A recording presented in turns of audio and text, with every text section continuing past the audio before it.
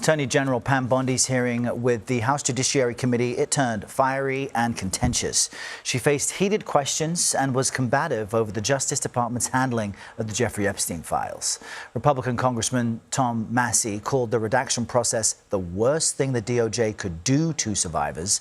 When he pressed Bondi on why billionaire Les Wexner's name was redacted, this was her response.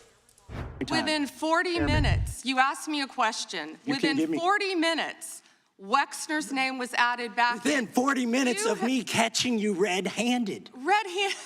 There was one redaction out Where of he's over listed as a co-conspirator. 4,700, and we invited you in. This guy has Trump derangement syndrome. He needs to get. You're a failed politician.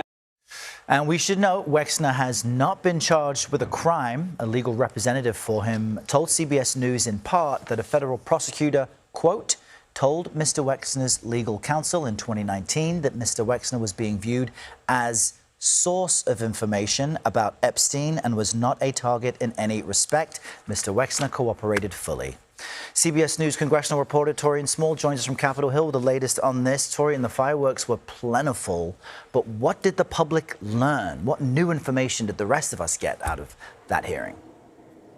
Well, not too much, Arrow. I think it was quite clear the motivations between both parties going into this committee hearing. We saw Democrats really underscoring their distrust of the Department of Justice's handling of the release of the Epstein files. That was largely the conversation that carried throughout the hearing, where Republicans gave Attorney General Pam Bondi the opportunity to defend herself against some of those allegations coming from their colleagues on the left. But as you mentioned, this was messy at times with very fiery crosstalk between members of the panel and the Attorney General. Take a listen to one exchange that was particularly notable.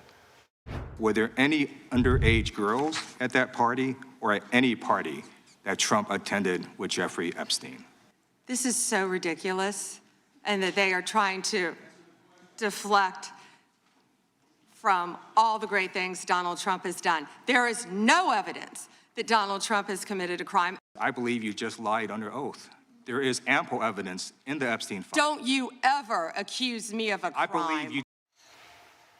There was one striking moment, and it was during the earlier part of the hearing, where Congresswoman Pramila Jayapal of Washington State asked the Attorney General to turn around and address some of the victims of Jeffrey Epstein who were in attendance, and asked her to apologize to them. She refused to do so and received condemnation from other Democrats on the panel because of it, Errol.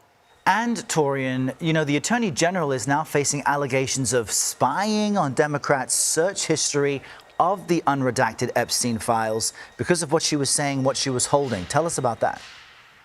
Yeah, this stems from photographs caught of a binder that the Attorney General had with her kind of as reference throughout the hearing. What's interesting, Jamie Raskin, the ranking member on the committee, called her out for it, said that in his mind is a burn book because it had insults and personal dirt on members of the committee. The photo caught or captured what was inferred as search history of Jayapal, who I just mentioned there. When she reviewed the files at the Department of Justice, Jayapal was taken aback by this when she found out, and she said that she, as long as other Democrats, are now calling for a probe into the Department of Justice's surveillance of members as they come to review the Epstein file. Representative Raskin saying that he believes not only is it inappropriate, but measures should be taken to remove the Justice Department from the access to these files as lawmakers continue to review them, Errol.